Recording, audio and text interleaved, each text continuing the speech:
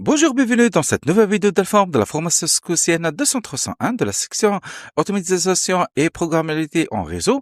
Dans cette vidéo, on va découvrir les différents formats de données.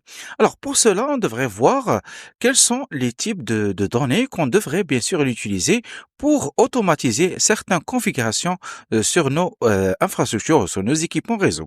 Alors, il faut savoir qu'avec Cisco OS, lorsque vous entrez une commande, là, vous aurez une confirmation ou pas de cette acceptation de cette commande sur vos routeurs ou vos commutateurs.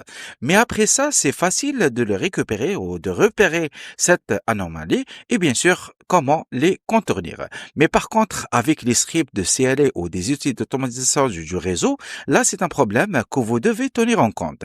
Alors, une alternative de CLA, comme on a déjà vu dans les vidéos précédentes, pour configurer les périphériques réseau, consiste à utiliser des interfaces de programmation d'applications ou les API. Alors, les API, on a dit que sont utilisés des formats de données pour échanger des informations et dans cette vidéo, nous abordons les formats et les structures de données les plus populaires et nous examinons également les modèles de données de Young. Alors, il existe deux formats de données courants que les API utilisent. Souvent, nous avons le langage de balises extensible ou XML et nous avons aussi le langage ou la notation d'objets JavaScript ou le JSON.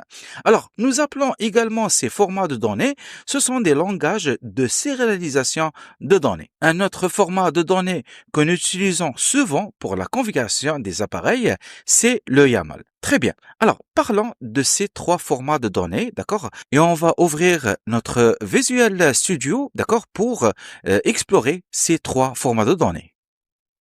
Très bien. Après l'ouverture de notre outil de Visual Studio, alors nous commençons par le premier langage, c'est le XML. Alors on a dit que l'XML c'est un langage qui est basé sur des balises, qui ressemble au langage de HTML. Et comme vous voyez, nous avons chaque balise, il y a entre ça une valeur de cette balise. Par exemple, là nous avons le nom c'est CSR 1000V, d'accord. Nous avons aussi la balise de vendeur, elle a une valeur de Cisco. Et vous voyez aussi, si vous remarquez que chaque balise, elle se ferme par une autre balise, mais là, on rajoute le slash, d'accord? Alors, pour dire que cette balise, elle est fermée. Alors là, c'est notre premier langage. Bon, avant de continuer, on va voir notre routeur. Bon, j'ai un accès maintenant à notre routeur R1, par exemple. Alors, si je veux voir la configuration de notre routeur, bon, on fait la commande showrun, d'accord? Et là, vous voyez, que nous avons, d'accord, un format. Et bien sûr, on a l'habitude de faire ces genres de configurations. Et bien sûr, vous voyez que ces configurations sont représentées sur ce format de données de notre Cisco OS.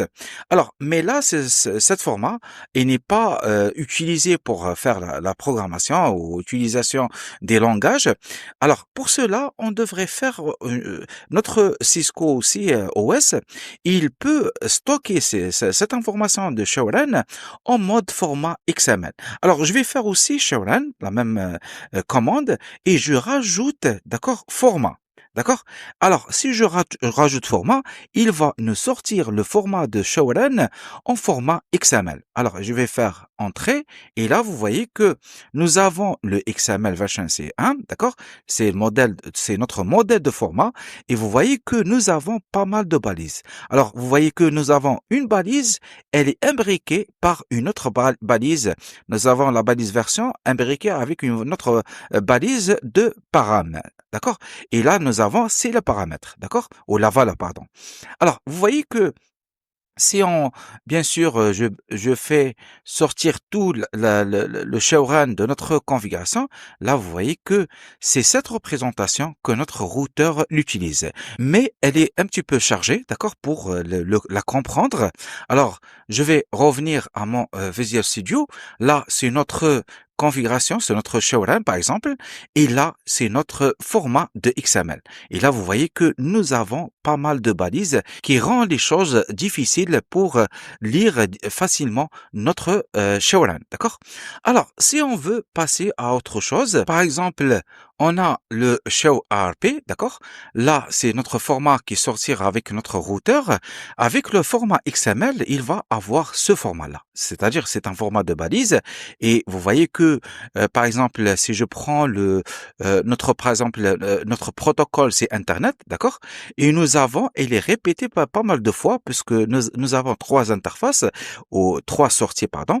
Alors là, il va sortir 3 avec la balise de protocole. Et là, vous voyez, nous avons la valeur, c'est Internet, et nous avons la première adresse, la deuxième adresse et la troisième adresse.